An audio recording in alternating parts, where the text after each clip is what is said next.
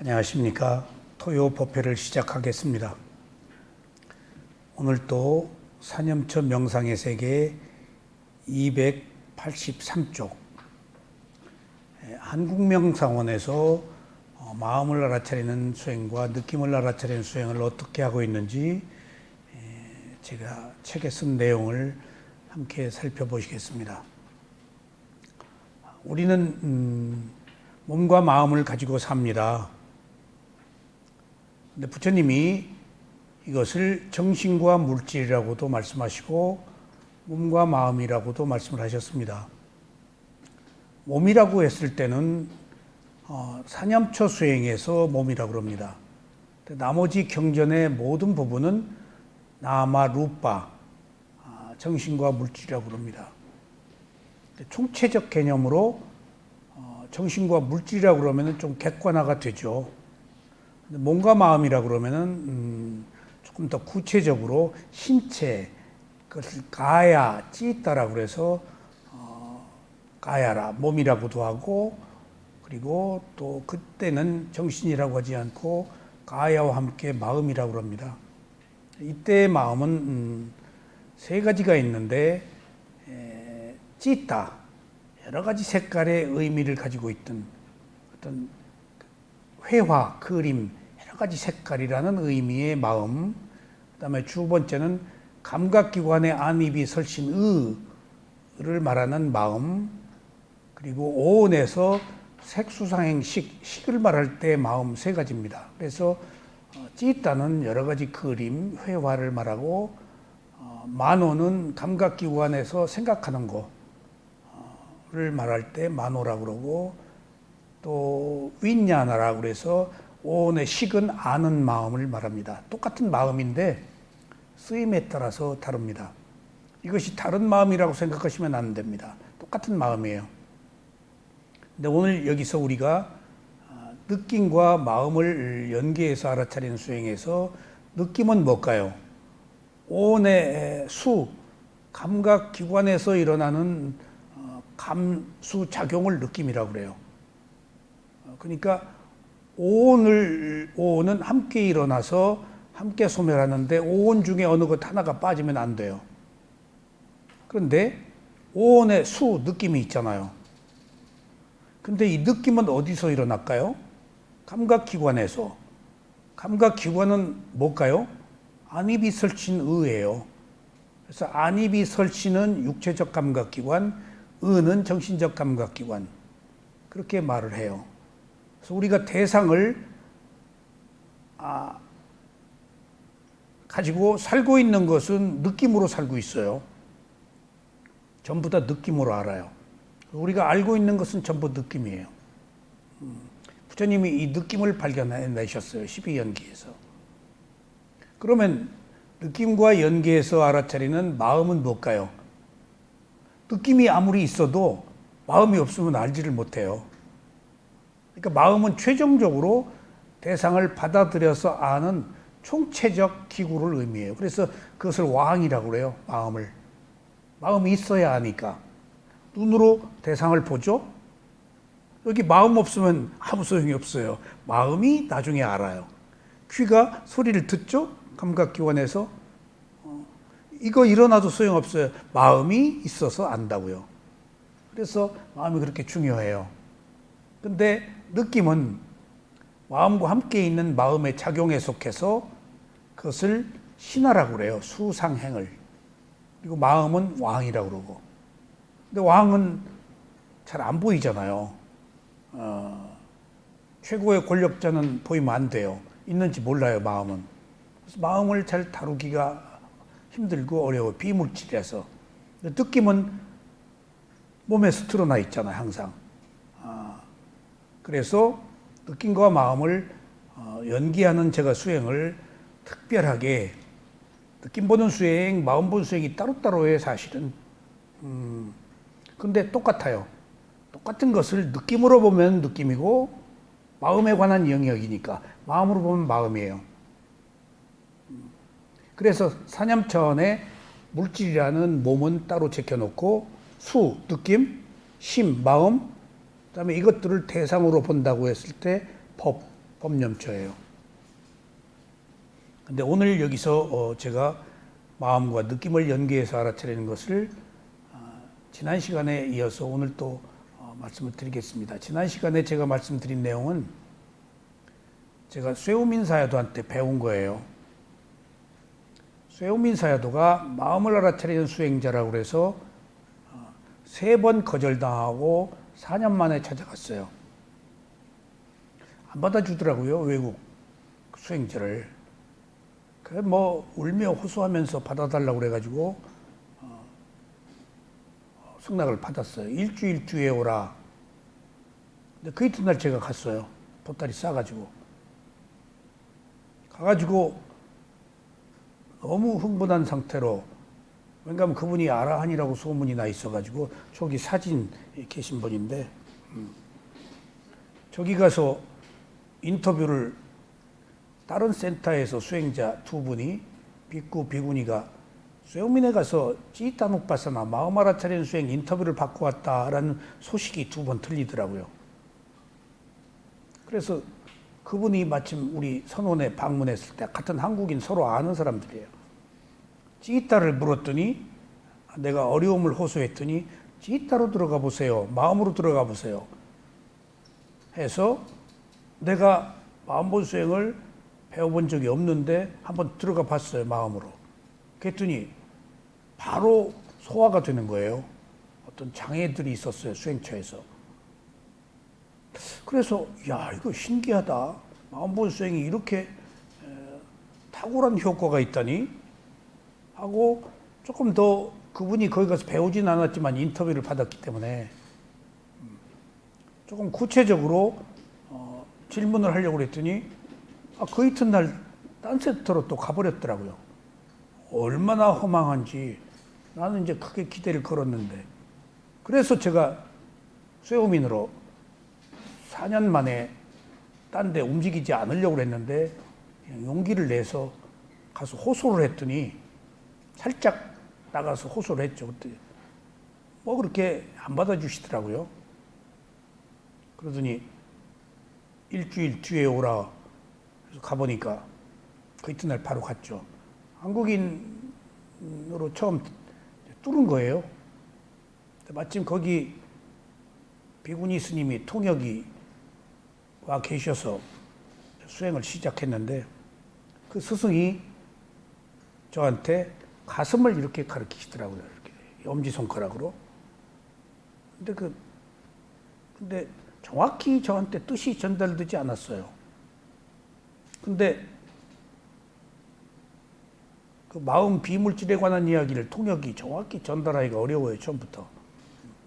그래서 마음이 가슴에 있구나 라고 알아차리고, 이튿날 수행을 시작할 때부터 하루 종일 오른발 왼발 할 때도 가슴으로, 대상을 볼 때도 가슴으로, 좌선할 때 호흡도 가슴으로, 어렵게 이 동작에 제가 속은 거예요. 가슴을 가리키는. 마음이 여기 있구나 하는 것을 잘못 이해하고 이틀 만에 제가 그 수행을 풀었어요. 죽겠더라고요. 여기 덩어리가 생긴 거예요. 여기 집중을 했더니 허물벗이겠어. 소화도 안 되고. 수행은 그런 장애들이 있어요. 그래서 인터뷰를 받아야 돼요.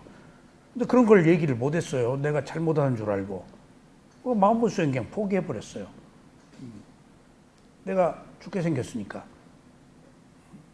근데 어느 날 마음이 가슴에 있지 않다는 것을 제가 스스로 알았어요. 마음은 전면에 있어요. 마음은 몸과 함께 있지만 몸의 어느 위치에 있지 않아요. 뇌에도 없고 심장에도 없어요. 마음은 대상을 아는 기능을 하기 때문에 일어나고 있는 것을 이 마음이 지켜보기 때문에 경전에서는 편의상 빠리목강 전면이라고 얘기를 해요. 마음이 몸 밖에 못 나와요. 몸과 함께 있지. 근데 마음이 매 순간 새로 일어나기 때문에 같은 마음이 아니기 때문에 입체적으로 느껴져서 여기서처럼 유체 이탈이라고 착각하고 있는 거예요. 제3의 시각으로 여기서 보이는 것처럼 느껴지는 거예요. 그게 몸 밖에서 나중에 생긴 마음이니까 딱 입체가 생기잖아요. 마음은 매 순간 다르기 때문에 그게 가능한 거예요.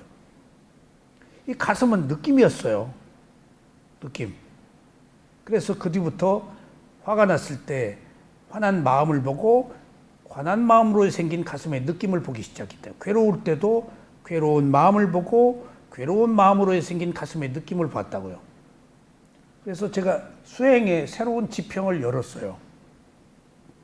이 마음을 알아차리려고 하는 수행 스승도 없을 뿐더러 특히 또 느낌을 알아차리려고 하는 수행은 고행가는 여기서부터 훑어나가기 때문에 마음과 느낌을 연계해서 알아차리는 수행을 지도하는 곳은 없어요. 근데 어쨌든지 제가 찾아낸 거예요. 찾아낸 거예요. 근데 지금도 가슴에 마음이 있다라는 글들이 지금도 나와요. 쇠오민 스승한테 배운 사람들이 그런 기록을 남길 때 나처럼 처음에 잘못 안 이야기를 기록으로 그렇게 썼더라고요. 근데 그거 큰일 나요. 가슴이 견딜 수가 없어요. 가슴엔 느낌이에요. 그 느낌이 머리에도 있어요. 어떤 마음으로 인해서 일어난 느낌이 가슴이나 머리에 있다고요. 배는 없어요. 기름덩어리라서.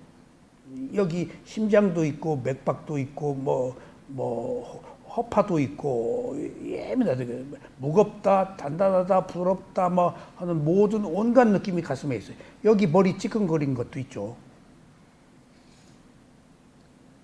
그래서 마음과 느낌을 연계해서 알아차리는 수행이 새로운 수행 방법이에요. 이게 어떻게? 마음은 돌이에요. 물 위에 돌을 던져요. 그럼 가라앉잖아요. 그래서 마음 사라지고 없어요. 비물질에서 있는지도 몰라요. 근데 느낌은 돌멩이가 남긴 파장이 있잖아요. 파장이. 오래 남아 있잖아요. 그거 붙잡고 있는 거예요. 여기 두근두근 콩닥콩닥. 그래서 화났을 때 화난 마음을 보는 것으로도 괜찮아요. 근데 워낙 화나 괴로움 이런 고질적 문제들이 강하잖아요. 본다고 해서 없어지질 않아요. 쉽게. 정확히 보면 없어져야 돼요. 근데 정확히 보는 힘이 아직 없다고요. 나중에는 정확히 마음만 보면 싹 없어져요. 근데 처음에는 마음이 새로 생긴 마음이 있는 마음을 딱 본다고 해서 싹 소멸하질 않아요. 나중에는 소멸하더라고요. 느낌 안 보고도. 근데 화났을 때 화난 마음을 보고 화난 마음의 힘은 크잖아요. 그 마음으로 생긴 느낌이 가슴에 두근두근 콩닥콩닥 거리면 볼 게 있단 말이에요. 마음은 돌멩이가 물에 깔아앉아 버렸으니까 있는지 없는지 몰라요. 비물질에서. 그냥 딱 알기만 하면 되지만은 처음부터 비물질인 마음을 우리가 아는 힘이 없기 때문에 분명히 몸에 드러나 있는 느낌을 대상으로 알아차리면 된다고요. 머리나 몸이나. 그러니까 꼭 가슴이 또 아니어도 돼요. 가령 예를 들면은 수행할 때 호흡이 보이지 않으면 손바닥 이것도 느낌이죠. 엉덩이도 느낌이에요. 그래서 제가 눈꺼풀, 입술, 손, 엉덩이는 느낌이 강한 부분을 네 군데를 찾아서 느낌 보는 수행을 제가 유도한 거예요. 그래서 화났을 때 지금 화난 마음을 보고 가슴에 가면 두근두근 콩닥콩닥 거리는 느낌이 있다고요. 그런데 이제 가슴의 느낌을 보는데 가슴의 느낌이 처음에 잘 안 보여요. 그러니까 가슴을 찍었는데 가슴이 이렇게 가슴으로 가면 아무것도 없어요. 보려고 그렇기 때문에 긴장해서 없어요. 그래서 눈꺼풀, 입술, 손, 엉덩이를 제가 먼저 전반부 네 부분을 도입한 거예요. 그러면은 마음이 몸의 긴장이 이완되고 처음부터 들어당장 앉아서 호흡 보려고 그러면 딱 호흡이 숨어버려요. 보려고 그러는 의도가 있는 그대로가 아니고 좀 개입이 되거든요, 의도가. 그러면 그게 일종의 욕망이거든요. 딱 몸이 순간적으로 긴장해요. 그럼 호흡이 없어요.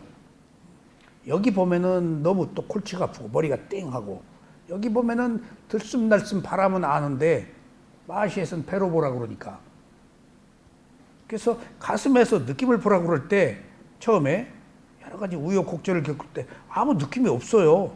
그래서 제가 이렇게 몸을 움직여서 옷이 가사가 가슴에 이렇게 닿는 감촉을 느끼는 건 줄 알았어요. 그게 아니에요.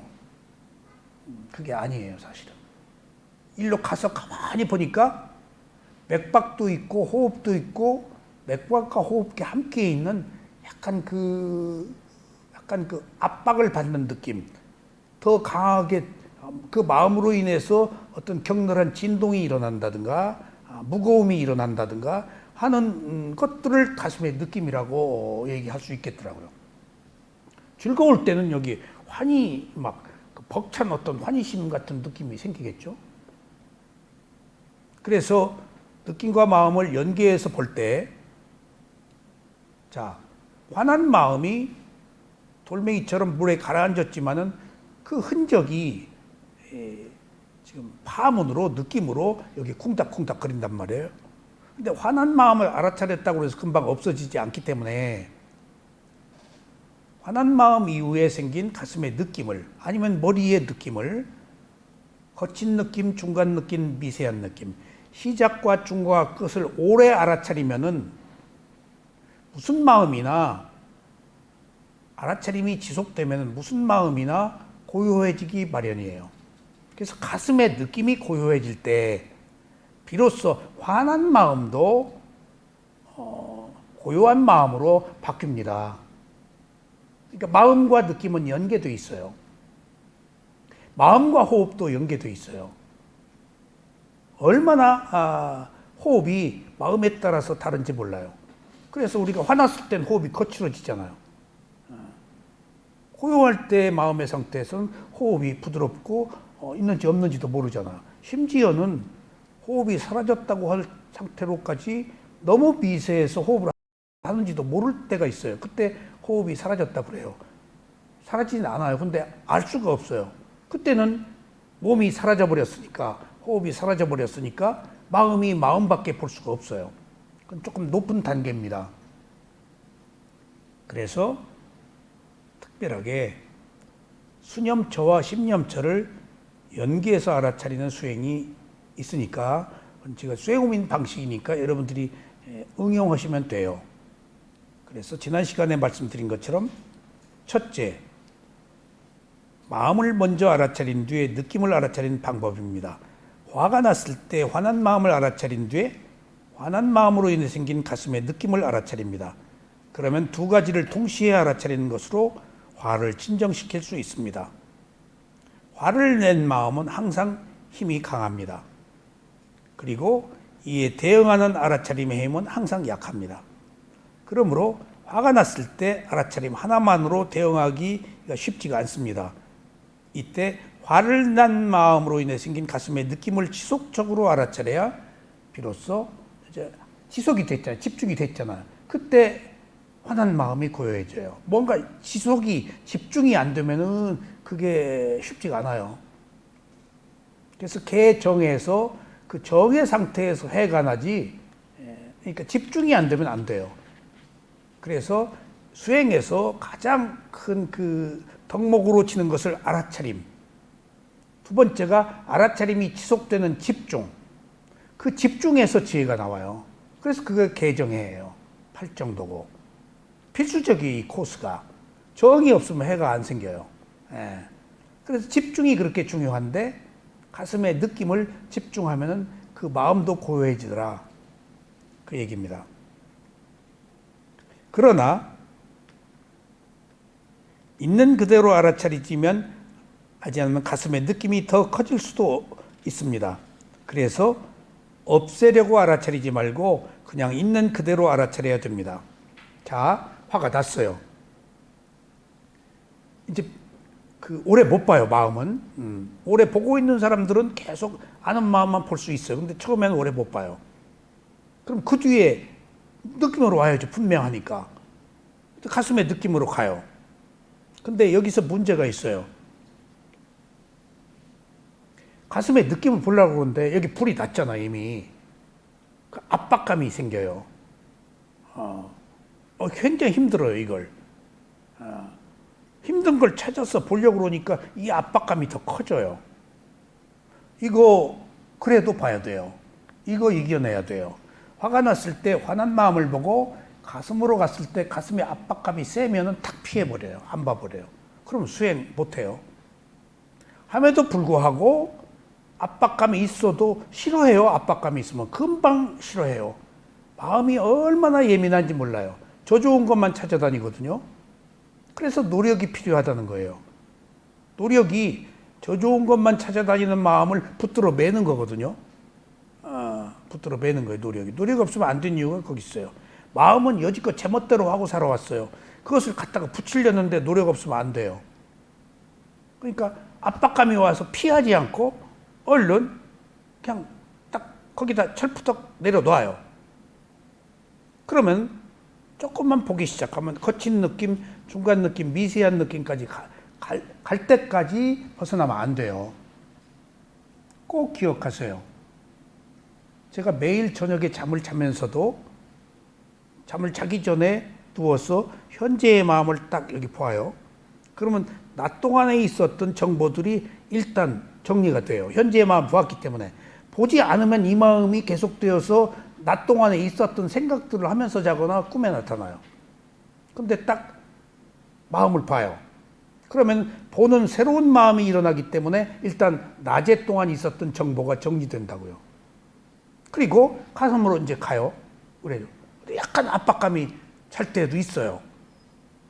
그러면 피하면은 잠을 못 자고, 피하지 않고 거기 그냥 힘들더라도 갖다가 붙이면은 몇 번 호흡을 알아차리면 잠에 들고. 그러니까 어느 경우도 가슴에 느낌을 알아차릴 때 압박감이 있어도 피하지 말고 알아차려라. 그리고 보려는 의도가 일어나면은 압박감이 더 생길 수가 있어요. 있는 그대로 우리는 보지 힘이 없기 때문에 뭔가 의도가 강력하게 일어나면 약간 더 푸시가 된다고요. 그러면 더 긴장되기 때문에 그래서 어떤 느낌이 있든지 가슴에 느낌을 보아서 오래 머무르라 하는 얘기예요. 마음은 오래 못 보지만 느낌은 오래 볼 수가 있다고요. 그럼 거기에 호흡도 있고 맥박도 있고 느낌도 있어요. 이 격렬한 어떤 그 마음으로 생긴 느낌이 호흡에 붙어 있을 수도 있어요. 맥박이 붙어 있을 수도 있어요. 근데 그때 그 호흡은 연이 호흡하고는 좀 달라요. 거칠어요. 거친 느낌이라고 보면 돼요. 그게. 그래서 없애려고 알아차리지 말고 그냥 있는 그대로 알아차려야 합니다. 가슴에 있는 거친 느낌이 중간 느낌으로 다시 미세한 느낌으로 될 때까지 이 순간에 화를 알아차리면 이 순간에 화를 낸 마음도 함께 정화됩니다. 가슴에서 일어난 느낌을 알아차려서 거친 느낌이 고요한 느낌으로 바뀌었을 때 다시 이제 호흡을 알아차리거나 이때 다른 대상을 또 알아차려도 돼요. 꼭 이거 한번 응용 여러분들이 하고 계시겠지만은 저는 쇠우민에 가서 배운 마음과 느낌을 알아차리는 수행을 통해서 굉장히 수행의 새로운 지평을 열고 의외로 알아차릴 게 없어요. 수행이. 몸과 마음에서 마음 보기 힘들지만 뭘 알아차려야 될지 몰라요. 호흡이 없을 때는. 그리고 호흡도 알아차리기 힘들 때가 있어요. 의외로 몸에서 알아차리기 힘들어요. 근데 조금 이제 제가 이런 것들이 가능했던 것은 마시에서 4년 동안 못 보는 수행을 해서 집중력이 좀 생겼기 때문에 비물질인 마음과 느낌을 알아차리는 수행을 쉽게 할 수 있었던 것 같아요. 그러니까 약간 집중력이 있어야 돼요. 느낌이나 마음에 관한 부분은. 그러면 이제 이런 방법이 하나 있고, 화났을 때 화난 마음 보고 가슴에 느낌을 느끼는 방법 하나가 있고요. 오늘은 지난 시간에 이어서 두 번째 방법을 말씀드릴 차례입니다. 둘째는 먼저 느낌을 알아차리고 난 뒤에 마음을 알아차리는 방법입니다. 그러니까 화났을 때 화난 마음 알아차리고 가슴에 느낌으로 가는 것은 매우 그 일반적 그 수행 방법이에요. 근데 어떤 급변한 상황이 생겼어요. 뭐가 막 한순간에 뒤집어져 버렸어. 그럼 마음 보기 힘들어요.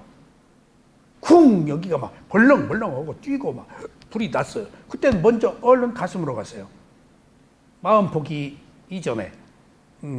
얼른 그냥 일로 붙으세요. 이게 더 유익한 방법일 수도 있어요. 왜냐? 화가 났을 때 뭔가 충격을 받거나 뭐 어떤 사건이 생기거나 쇼크를 받거나 강한 그 접촉이 일어났단 말이에요. 그러면 쿵쾅쿵쾅쿵쾅 막 두근거리고 위축되고 별의별 일들이 있잖아요. 불안하고. 그러면은 얼른 가세요. 가슴으로부터 먼저 갔어요. 그때는. 그러면은 제가 다 느낀 수행 느낌을 방법을 제가 경험한 것들을 말씀드리는 거예요. 무슨 일이 딱 쇼크를 받았어. 충격을 받았어. 얼른 뛰어. 그러면 얼른 일로 갔어. 얼른 일로 가. 근데 여기서 얼른 일로 갔을 때 제가 깜짝 놀랄 현상을 발견했어요. 화가 났을 때 무슨 생각을 했을 때 뭐 했을 때 가슴이 갑자기 쿵쾅거린다고요. 뭐 앞에 뭐가 있어요. 근데 그거 뭐가 있는지 모를 때도 있잖아요. 워낙 마음이 빠르게 일어나고 사라지기 때문에. 그래서 그때 빨리 가슴으로 갔더니 제가 발견한 현상은 이 가슴의 느낌을 격렬하게 일으킨 앞선 마음이 딱 꼬리 뒷다리가 잡히더라고요. 오래 느낌이 오래 지속된 뒤에 가면은 마음 안 보여요. 근데 빨리 팍 가니까 누구를 미워했다든가 뭔가 두려웠다든가 어떤 원인의 마음이 잡히더라고요. 원인의 마음이. 그래서 이런 원인이 반드시 앞선 의도, 앞선 어떤 원인이 있어서 이런 느낌이 일어나구나 하는 것들을 알았어요. 그런데 여기서 또 한 가지 중요한 사실은 제가 4년간 마하시에서 수행을 할 때에는 왜 그렇지? 이유를 알려고 하지 말라고 그래요. 절대. 부처님의 일반적 가르침의 특징이에요.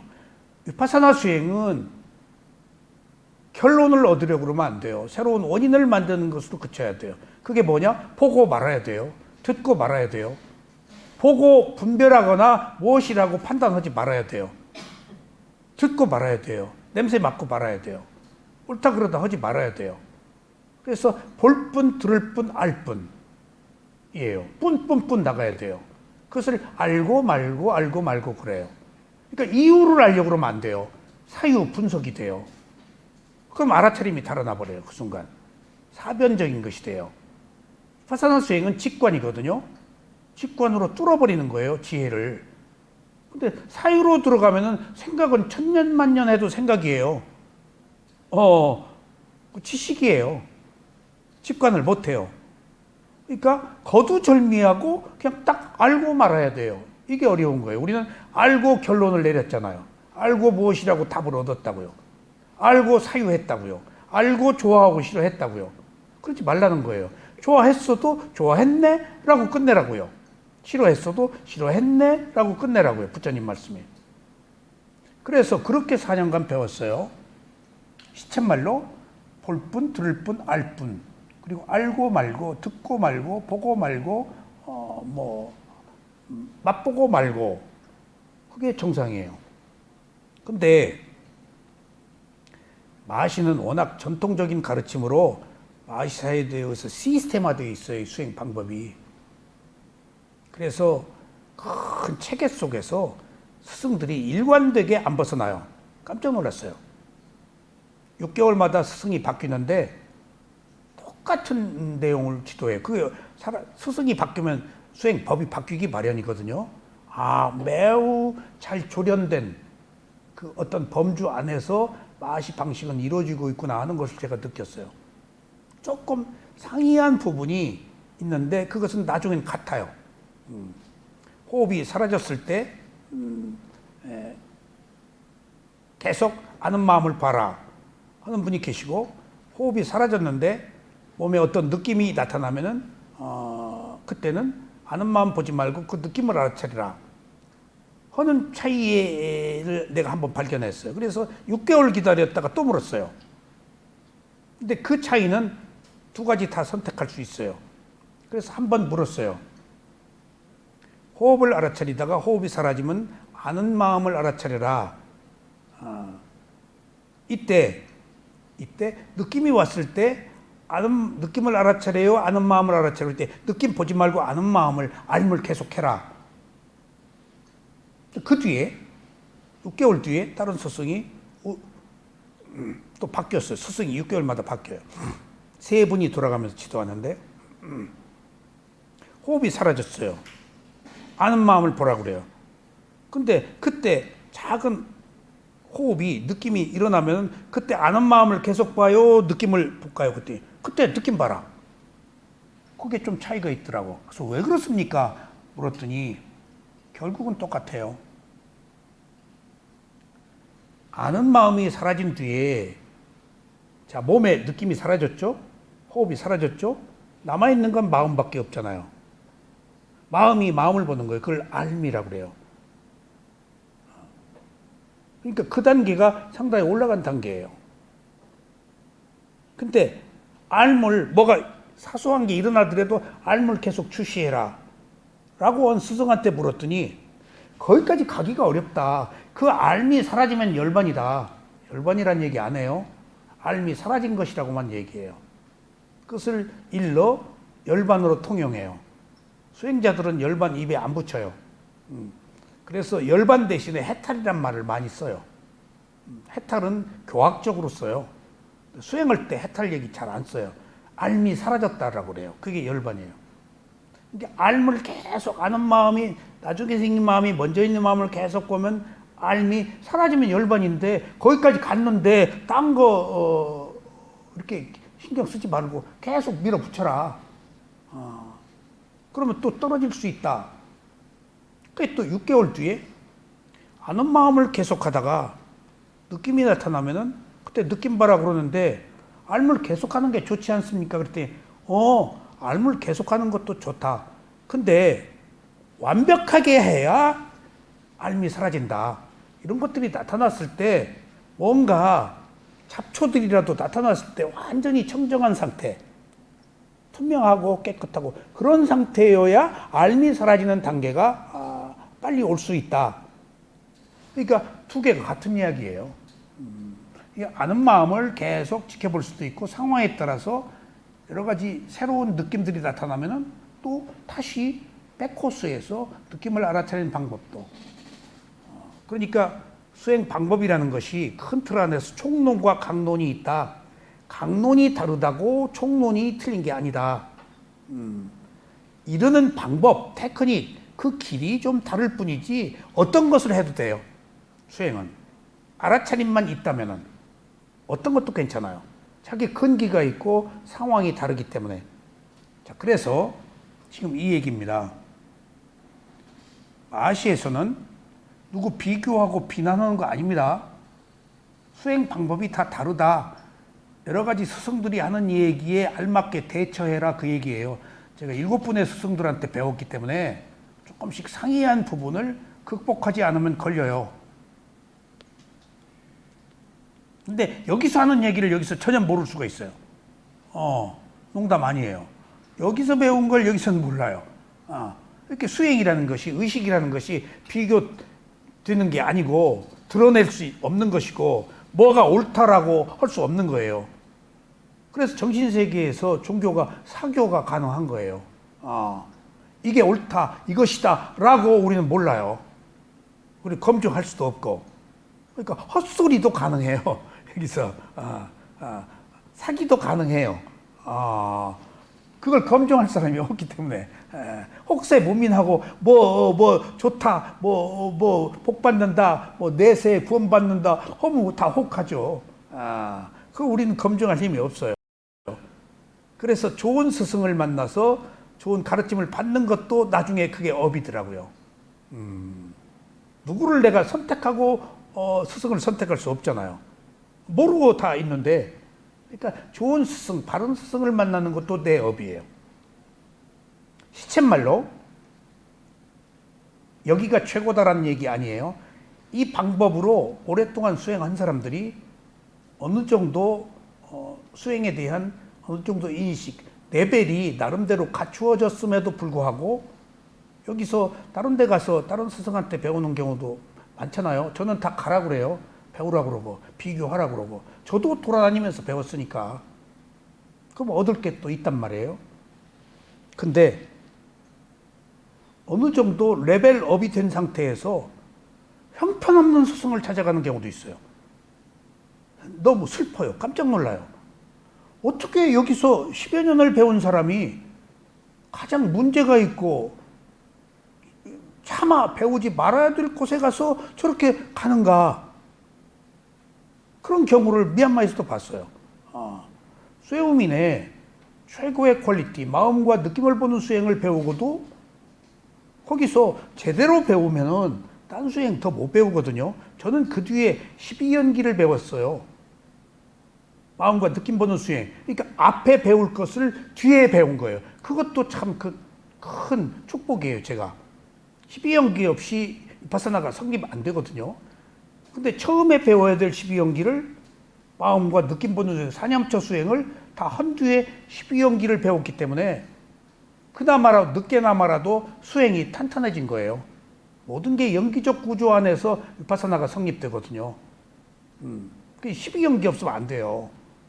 기본이 12연기 안에서 해답을 다 얻었는데 12연기로는 무상고무화를 못 보기 때문에 이제 무상고무화를 보는 위파사나로 넘어와야 돼요. 근데 그 위파사나로 넘어와서도 12연기라는 원인과 결과의 바탕 위에서 이루어져야 돼요. 이걸 벗어나면 안 돼요. 그래서 연기와 무상이에요. 불교의 가르침이. 그러니까 어떻게 쇠우민에서 마음 보는 수행과 느낌 보는 수행을 배우고 이상한 것이 아니고 사마타 수행하는 대로 또 같더라고요. 이상하다. 제 경험으로 갈 수가 없거든요. 이게 정신세계가 단계가 있으니까 선정과 야나 지혜가. 그래서 미얀마에 전화해서 어떤 분이 저하고 수행하다가 그쪽으로 갔다고 그래서 아니 나랑 같이 마음본 수행 그렇게 하고 어떻게 나중에 이것과 전혀 다른 선정 수행하는 대로 갔죠? 그게 궁금했어요. 이럴 수도 있나? 의식이라는 게 어떤 레벨이 있잖아요. 그건 지혜와 마찬가지예요. 낮은 단계의 지혜와 높은 단계의 지혜가 있잖아요. 높은 단계의 지혜를 얻으면 낮은 단계의 지혜로 안 가거든요. 그래서 궁금해서 국제전화를 걸어서 그 소식을 듣고 어떻게 된 일이요? 물었더니 여기서 수행 안 했대. 그랬으니까 그렇구나. 수행 안 했다. 그러니까 이런 것들이 수행을 한다고 해서 되는 건 아닙니다. 그러면 자 보세요. 제가 4년 동안 이유를 묻지 말아라. 넌 보고만 해라. 수행이 안 됩니다. 그랬더니 너 잘하고 있다. 네가 판단하지 말아라. 보고만 해라 너는. 수행이 제가 알죠. 너 잘하고 있다. 수행이 안 되는 게 정상이에요. 수행이 안 되는 게. 지혜가 성숙되는 과정이에요. 내가 경험하고 있지 않는 정신세계가 아닌 경험하지 못한 정신세계로 가면 안 돼요. 그러다가 조금 잘 돼요. 그러다 또 안 돼요. 계속 안 돼요. 그러다 조금 잘 돼요. 이 지혜가 단계적 과정 지혜가 성숙되면 잘 돼요. 근데 다음 단계의 지혜를 성숙하려면 또 안 돼요. 그래서 혼자 못 가는 거예요, 이게. 혼자 못 가요. 자꾸 이끌어줘야지. 저걸 모르잖아요, 우리는. 여기에 있는데. 그러니까 스승은 저걸 알기 때문에 과정으로 보고 자꾸 이끄는 거예요. 근데 나는 과정으로 못 보죠. 결론을 내고 마침표를 찍고 그런데 이제 마음 보는 수행체에 갔더니 자꾸 이렇게 물어요. 왜 그랬지? 원인이 뭐지? 이유가 뭐야? 왜 그랬지? 전혀 묻지 말아야 될 얘기를 물어요. 그거 물어서는 안 돼요. 왜 그랬지? 왜 그랬어? 원인이 뭐야? 알고 말고 볼 뿐 들을 뿐 부처님의 가르침에 중도에 어긋난다고요. 그럼 사유에 빠지란 이야기인데 그러니까 거기서부터 갈등이 생겨요. 이제 이러면 안 되는데 벌써 제가 한국에서도 위파사나 수행을 하고 마하시에서 4년간 했다면 어느 정도의 위파사나에 대한 그 나름대로의 견해가 생겼을 거 아니에요. 이러면 안 되는데 그렇게 자꾸 비교하고 되고 갈등을 느끼고 큰 스승한테 그런 걸 다 일일이 물을 수도 없고 통역이 또 전해주지 않고 또 작은 스승한테 배우기 때문에 작은 스승의 품을 떠나서 탁 큰 스승한테 들어가서 질문도 어려운 거예요. 그래서 제가 보시를 하는 경우 어느 경우에는 인터뷰 때문에 보시도 했어요. 그게 쇠오민의 스승들에 다 나옵니다. 보시를 하면 큰 스승들이 외국인들 다 모아요. 그럼 그때 내가 인터뷰 하는 거예요. 그때 인터뷰. 그러면 소중한 얘기가 나와요. 큰 스승한테. 그러니까 어느 경우에 내가 보시하면 큰 스승들이 이제 외국인들 다 모아. 그때 내가 통역 통해서 인터뷰에서 이렇게 조금 새로운 것을 얻은 경우도 있어요. 한 번은 베트남 사람들이 많이 와가지고, 그러니까 비엔남 for Vietnam people이라고 그래가지고 베트남 국민들을 위해서 제가 도네이션을 했어요.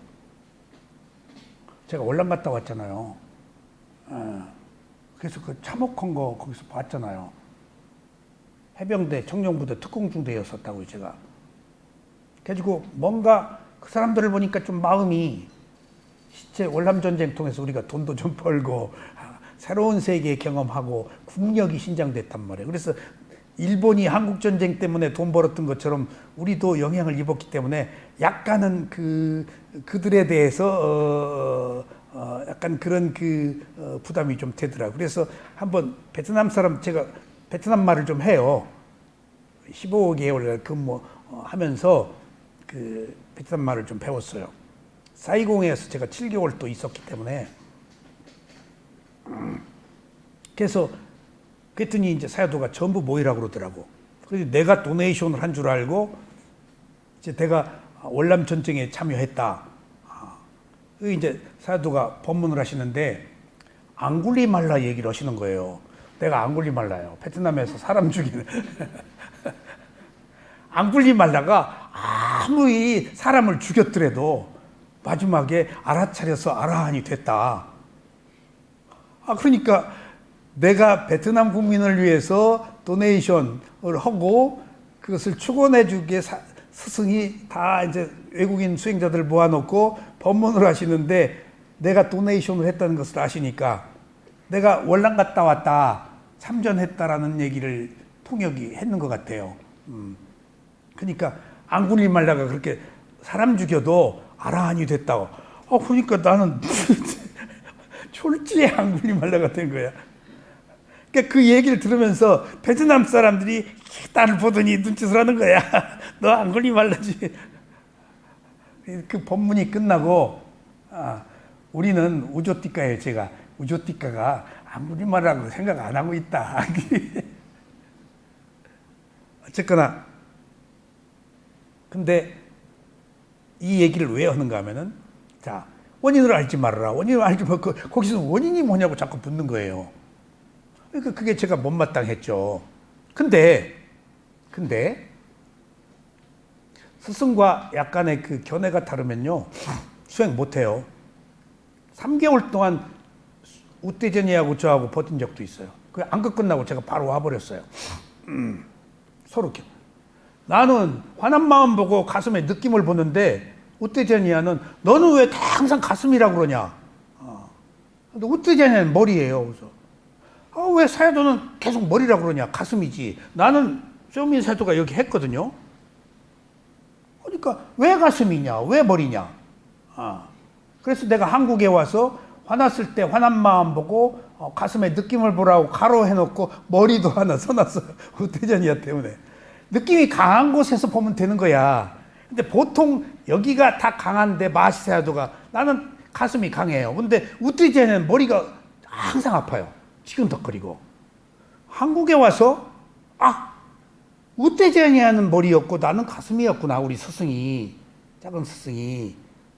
근데 내가 그것을 왜 직감했는가 하면은 여기다 뭘 붙이고 있어. 여기다 관자놀이에. 그래서 뭐예요? 그랬더니 한국 사람이 머리 아프면 붙이라고 그래 줬다. 밴드지. 붙이는 게 있나 봐. 어디서 나냐니까 한국 사람이 줬대. 그러냐고. 뭐 멀미할 때 뭐 붙이는 거 그런 건가. 그러더니 한번 날 보고 오래. 그래서 갔더니 요만한 그 민홍지 같은 그 노란 종이를 주더라고. 그리고 이걸 불에 태워서 연기를 맡으래. 느낌이 이상하더라고.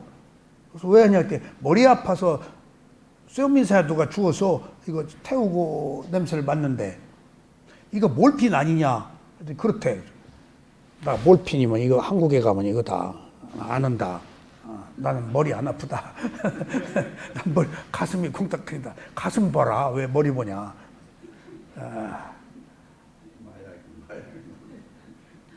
트라이앵글이 미얀마에 있어요. 캄보디아 거기에. 그래서 마약이 들어올 땐 달러값이 뚝 떨어져요. 훈사가 미얀마 사람이에요. 그래서 미국이 훈사 마약 대장 군인 무기 다 있거든요. 그래가지고 나중에 양곤으로 내려왔어요. 그래서 거기 양귀비 대신 딴 거 국가에 심었어요. 그 마약이 태국으로 미국으로 가니까 미국이 마약을 그렇게 문제 삼더라고요. 어쨌든지 화났을 때 화난 마음을 보고 가슴에 느낌으로 가니까 가슴에 느낌이 만들어진 원인, 그 원인의 뒷다리가 잡히더라 이 얘기예요. 그렇게 원인을 알아야 돼요. 원인은 지혜로 알아야 돼요. 아셨어요? 사유로 원인을 알려고 그러면 몰라요. 지혜로 원인을 알아야 돼요. 알아차리고 말아야 지혜가 나서 원인을 알아요. 그러니까 알아차리고 말라는 이야기는 판단하지 않으면 올바른 판단을 할 수 있다는 얘기예요. 영원히 알아차리고 마는 게 아니에요. 듣고 보고 말면은 내가 아직 판단 안 했잖아요. 그럼 합당한 판단이 결론이 내려진단 말이에요. 근데 내가 먼저 무엇이다라고 판단을 해버리면은 진짜 판단이 못 들어온다는 얘기예요. 내가 이미 내 의식으로 내 견해로 결론을 내려버렸기 때문에 그래서 볼 뿐 들을 뿐이에요. 뿐 뒤에 바른 지혜가 생겨요. 그게 해예요.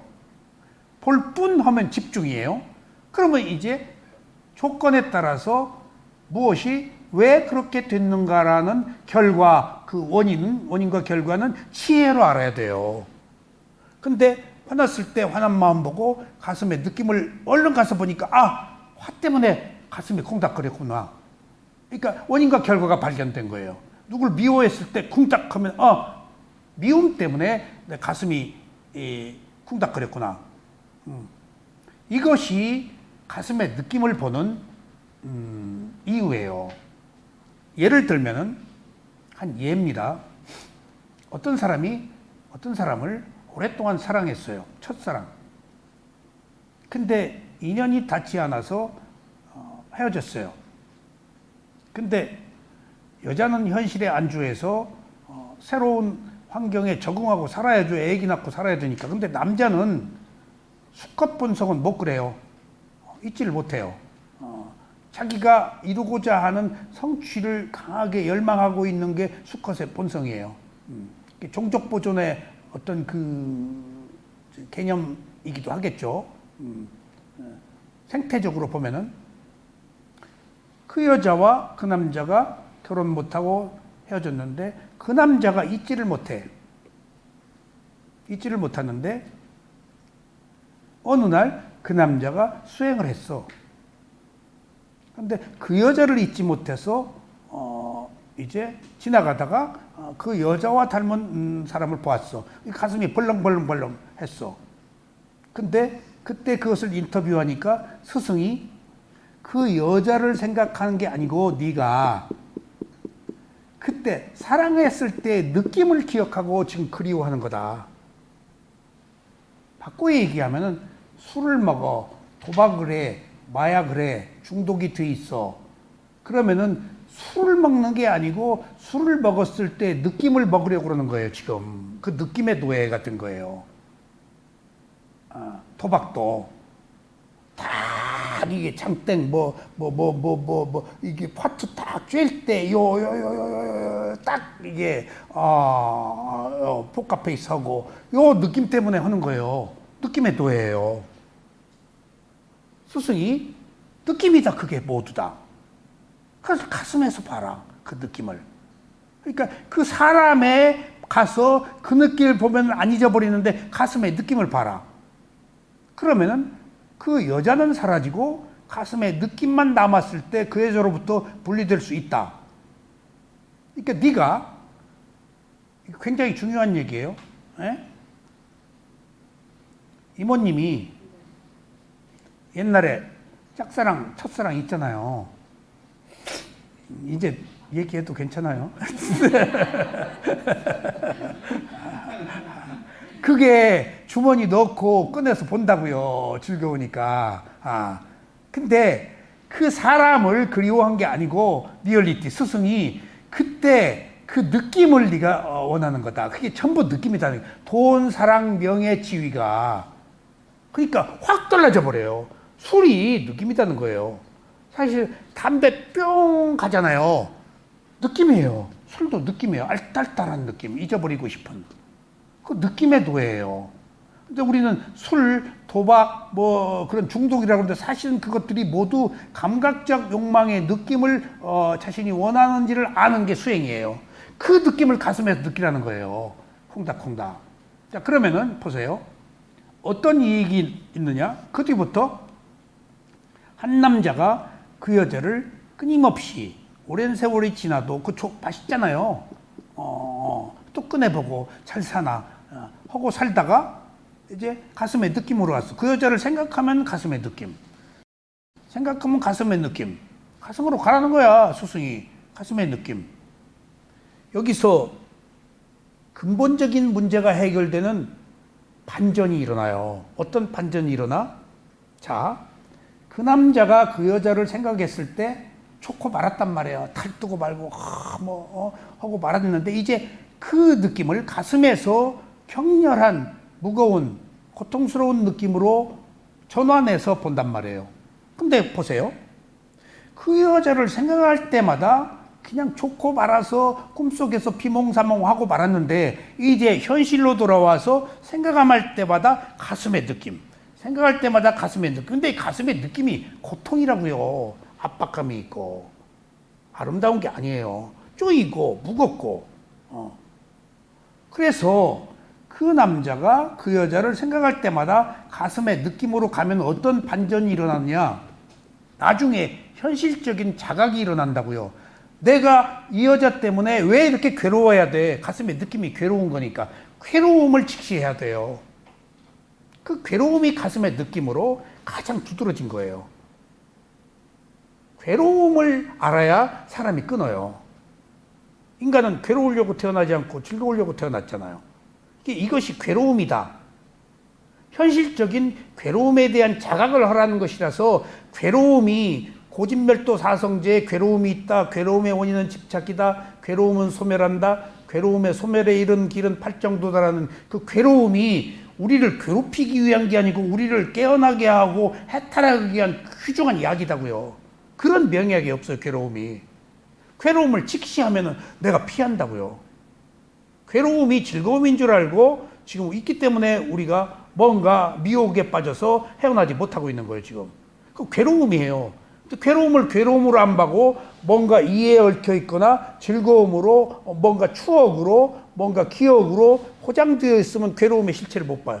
그 괴로움의 리얼리티, 실제를 가슴에서 보라고요. 그러면 이제 자각이 일어나, 현실적인 자각. 그 사람을 볼 때마다 가슴이 괴롭다 그러면 나중에 어떤 자각이 일어나, 내가 뭐 때문에 괴로워해야 돼?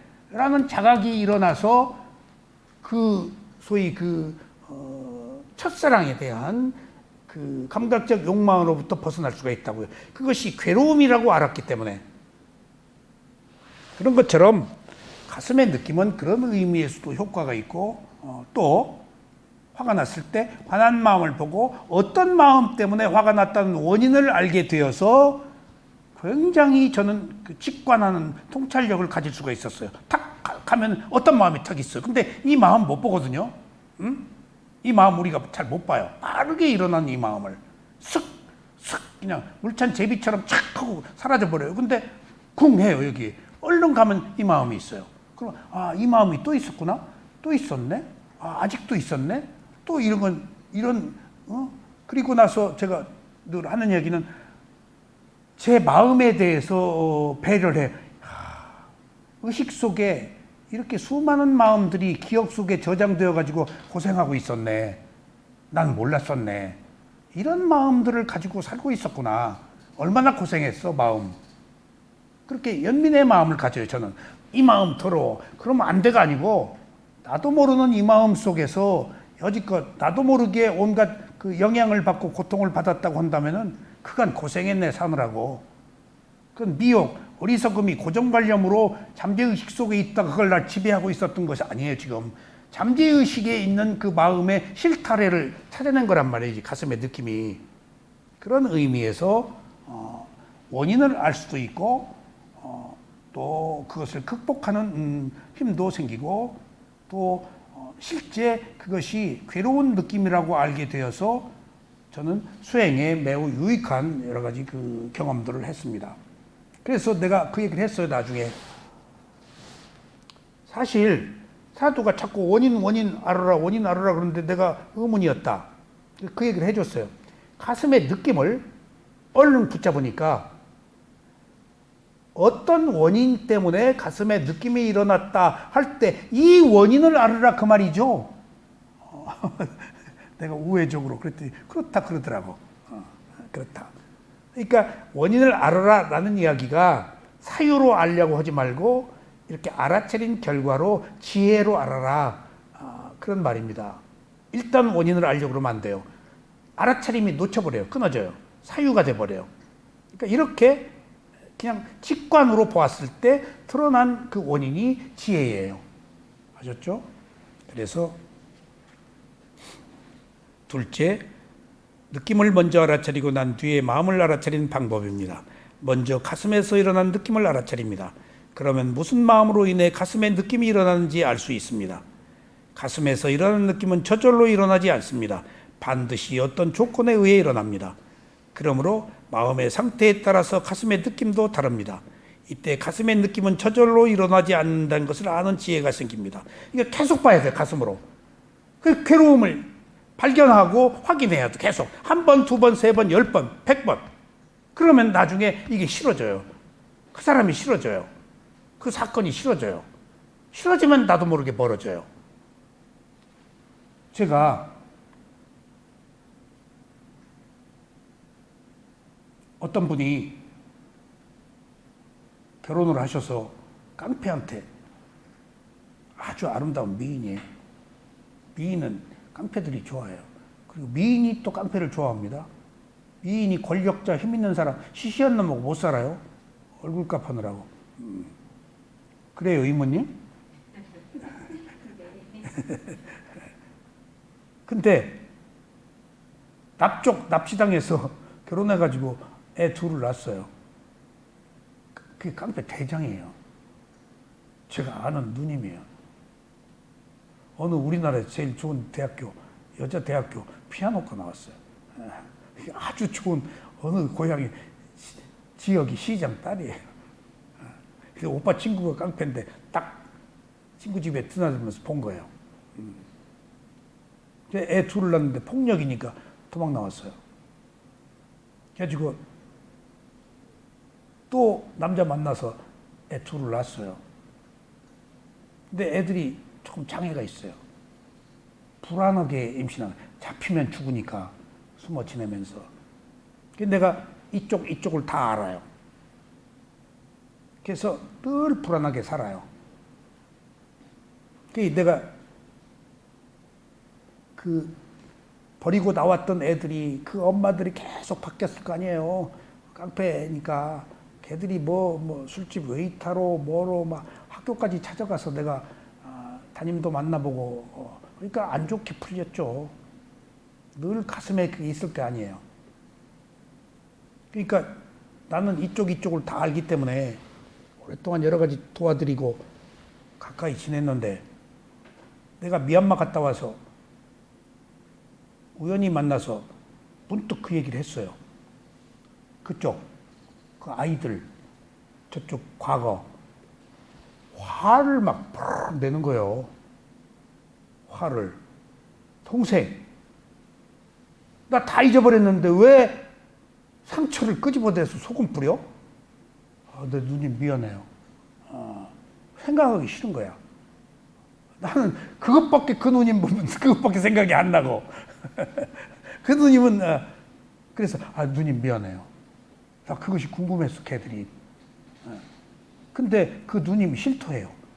동생, 나 하나도 생각이 안 나. 하나도 생각이 안 나. 그래서 생각사로 싫으면은 생각도 스스로 망각하는 것 같아. 생각이 안 난대. 아예 그냥 그 백지 상태가 돼가지고 생각하기도 싫고 너무 괴로웠기 때문에 그런 것 같아. 아예 그냥 그 회피해버리니까 하나도 생각 안 나. 그래서 누나 정말 생각 안 나. 그때 기억에도 없어. 그것이 괴로움이 어느 극한선상에 가니까 자기가 살려고 살 길을 찾은 것 같아요. 그렇게. 그래야 살지 사람이. 그래서 사람이 현실적인 거예요. 현실적인 거예요. 그래. 세월이 약이라고 하는. 그러니까 아니 기억이 안 난대. 그래서 맞는 말인 것 같아요. 맞는 말이야. 괴로. 아주 극하게 괴로우면 그걸 살기 위해서 말씀하신 네. 거 살기 위해서 그거를 잊어버린대요. 그러니까. 그 어느 일정 기간은 자기 기억이 없대요. 그런 사람. 그러니까 내가 그걸 인정했다니까 이해가 되더라고. 그렇구나. 그래서 여기서 이 수행에서는 그것들을 다 있고 안 있고를 떠나서 지금 무상으로 보는 힘이 우리는 있다고요. 그 무상으로 볼 때 그게 지혜예요. 부처님이 그래서 탐욕성내 머리석음을 갖지 말아라가 아니고 그것은 무상하다라고 그랬어요. 일어나고 사라진 거다라고. 그리고 그것을 집착하지 말라고 그랬지 탐욕성내 머리석음 버려라 없애라 그러라고 안 그러셨어요. 어떻게 없애요? 없앨 수 없어요. 근데 그게 무상하다, 덧없다, 일어나고 사라지는 거다라고 그 퀄리티, 그것에 대한 가치가 진실, 리얼티, 실제가 탐욕이 무상하다는 거예요. 성냄이 무상하다고 봐야 집착을 끊는다는 거예요. 그러니까 부처님의 무상은 최고의 가르침이야. 끊고 안 끊고의 문제는 계속 그 제2, 제3의 반작용이 있어. 무상하다로 보면 지혜로 보는 거 아니야. 그래서 그것들을 모두 우리는 덧없다, 무상하다. 지금 시쳇말로 우리가 부처님이 태어난 곳, 그 다음에 열반하나 준 곳, 법문을 편 곳, 바라나시, 뭐 이런데 찾아가서 그거 뭐해? 찾아가서 그거 뭐해? 부처님이 태어난 문빈이 찾아가서 뭐 하냐고. 바라나시 가서 뭐해? 거기 흔적도 없는데.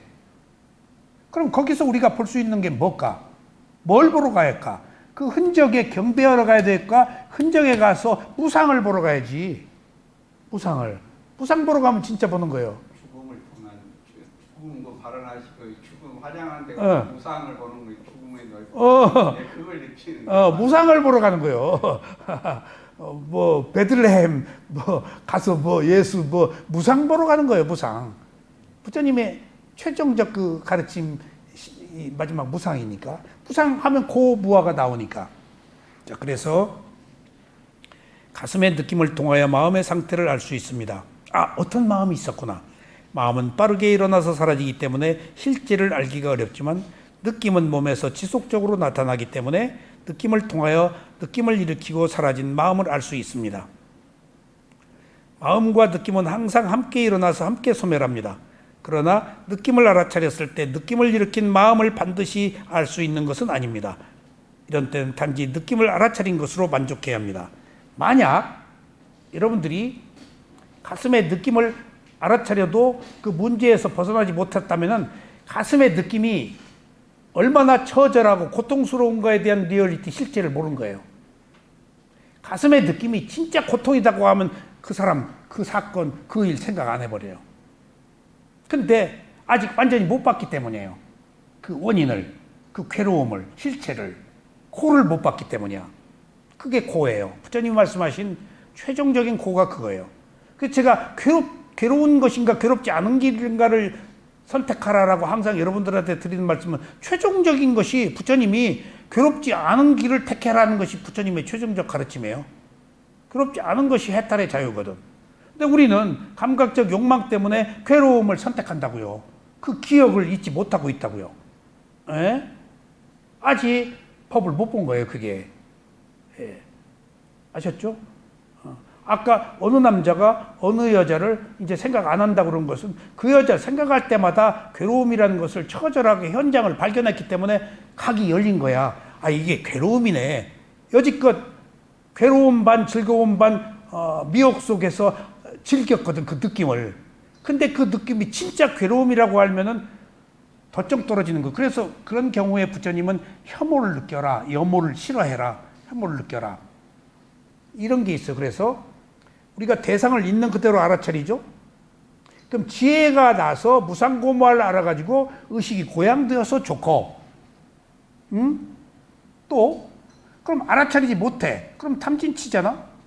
알아차리지 못해서 탐진치로 괴로우면 그 괴로움 때문에 내 그 마음을 염오, 싫어하고 더러움이라고 알고 정이 떨어져서 집착을 끊는 것 또한 수행 방법이에요. 그러니까 꼭 알아차려야 되는 것만은 아니에요.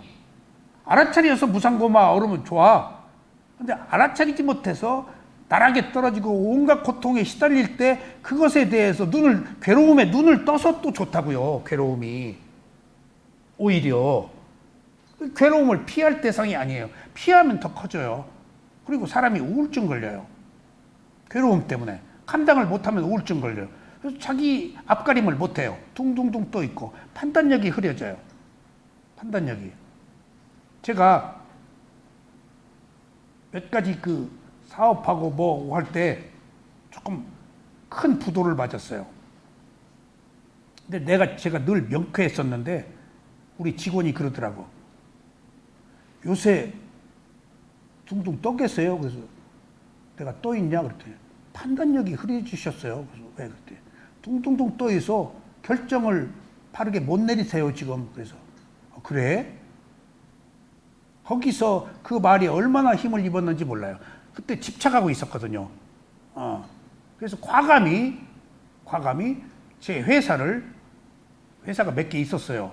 한쪽 회사를 쫙 쳐내고 아무 미련 없이 완전히 클리어 해버렸어요. 아무 미련 없었어요. 그것이 그 여직원 때문이었어요. 여직원이 좀 판단이 좀 흐려지셨어요. 그래서 그래? 보니까 제가 그 결과에 대해서 두려움을 가지고 있었던 거예요. 손실에 대해서. 근데 기꺼이 손실을 감수하고 그 괴로움을 수혜해버리니까 그 순간 괴로움이 이따가 없어지는 것이 아무 의미 없어. 단지 체면 때문에. 내 이 회사를 가지고 있다 없어지면 가족이 나를 어떻게 볼까? 형제가 어떻게 나를 볼까? 주위에서 나를. 그게 무슨 상관이에요? 나의 괴로움. 그러니까 그 얘기 하나로 그래 내가 판단 못하고 있었구나 하고 용단을 내려서 팔 하나 잘라가지고 정리한 셈이에요. 그러니까 얼마나 또 새로운 자유를 얻었는지 세상에 손해나고 나서 그렇게 자유롭고 날개 달고 상쾌한 건 또 처음 봤어요. 정리가 되었기 때문에. 내 괴로움을 해결할 수 있었기 때문에. 피해를 감수하고도. 근데 손해를 안 보려고 그러고 피해를 안 보려고 그러고 뭐 그런 것 때문에 지금 우리가 괴롭지. 딱 잘라놓고 그냥 지나간 거야. 손해봐. 라고 하면 아무것도 아니에요. 박사님, 그런 경우가 제 사례가 있는데요. 외삼촌이 빚을 많이 져가지고 우리 아버님한테 이제 상해로 왔대요. 네. 왔는데 속이 못하고 그 재산의 열을 딱 팔아가지고 그래서 처분을 해라. 그 박사님한테 똑같잖아요. 있는 재산의 일부를 딱 처분해가지고 빚을 청산해라. 해가지고 나중에 그렇게 하고 나서 그게 더 고마워하는 게 느끼고 그러시더라고요. 그러니까.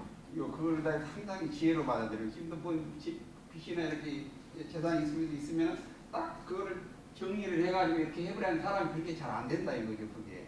안 되는 게 내가 여기서도 얘기했지만은 우리나라 어디 대한민국의 유명한 돈을 가만히로 버는 사람이 있어요. 그 사람이 늘 저하고 상담하러 와요. 근데 시골에서 자기 부모 재산 논밭 팔고 서울에 와 성공을 했어요. 하여튼 여의도 명동 국일관 하이아트, 나이트 뭐 이런 걸 가만히로 번 사람이에요.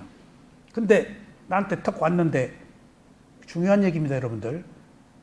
나 그 사람 과거 다 알거든요. 나하고 다 상의라니까. 동생이 올라왔대. 동생이 왜 왔어? 그랬더니 형 돈 많으니까 논 한 몇 필지 사달라고. 그 몇 필지는 자기가 팔아먹은 거야. 형 몇 필지. 근데 그 몇 필지가 이 사람한테는 돈도 아니야. 근데 늘 더 큰 사업을 꿈꾸기 때문에 그것도 이제 부족하다고 생각하겠지. 그래서 사주세요. 그랬더니 지금 못 된다. 그래서 사장님 동생 사달라고 하면 그거 이렇게 며칠 입금한 거 일부만 주어도 그거 해결되잖아요. 가만히로 돈을 벌으니까. 근데 그거 사주세요. 아유 힘들어. 그래서 며칠 뒤에 동생 사줬어요. 돈 줬을 때 그냥 보냈어. 내가 굉장히 안 좋게 봤어. 안 좋게. 그리고 나서 나중에 내가 미얀마 갔다 와가지고 기차 속에서 저 미아리 소비자연맹에서 뭐 정광모 회장이 비파사나 좀 해달라고 그래서 기차 속에서 전철 속에서 하늘 다 털어먹고 야 어떻게 그렇게 그 극적인 판이지. 지하철에서 만났어 그 회장을. 서로 깜짝 놀랐지. 어떤 일이야. 그러니까 줄줄줄줄. 그래서 내가 나 한 번 기회 있대. 그래서 내가 오 사장님 기회 바라지 마. 동생 논 안 사줬잖아. 내가 그냥 딱 찔렀어. 그때 동생 논 사줘서 공덕을 안 베풀었어. 그리고 돈 있으면 천부 여자. 그러니 그 사업이 제대로 가. 그러니까 그게 그 명쾌한 판단. 손해를 감수하는 것이 손해가 아니고 이익이다고요. 그래서 분야님도 신우한테 뚝 떼어줬어?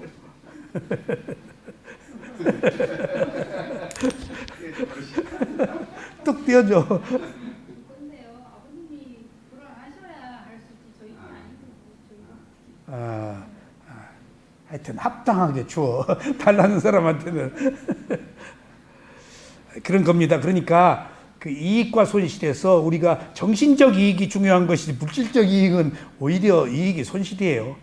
너무 탐하지 마세요.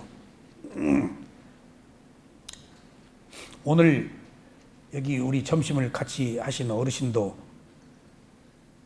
큰 금액을 보시하셨는데 3,500만 원이 적은 게 아니거든요. 통장으로 입금시켜 주시면 되는데. 그게 내가 이제 돈을 들고 와서 저는 들고 왔다가. 그러니까 노인이니까. 근데 저 5억 주시겠대요. 선은 지래요. 그래서 자꾸 폐교를 사라고. 근데 이게 2년이에요. 그분이 원광대 저한테 강의를 들었어요. 근데 어디 가서 서울에서 누구 스님 모시고 오면 그 스님 오지 말라고 그러고 나 불러라. 그러니까 나하고 그렇게 깊은 인연은 없는데 인연이 다한 것 같아. 나 불러라.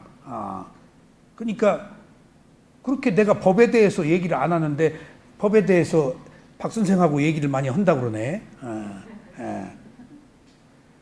그러니까 이제 그런 것들은 이제 두고 봐야 아는 일이고, 이런 그 부처님의 가르침은 이게 무슨 그 수익성이 있는 그런 사업이 아니고 도네이션으로 이루어지는 거거든요, 이게.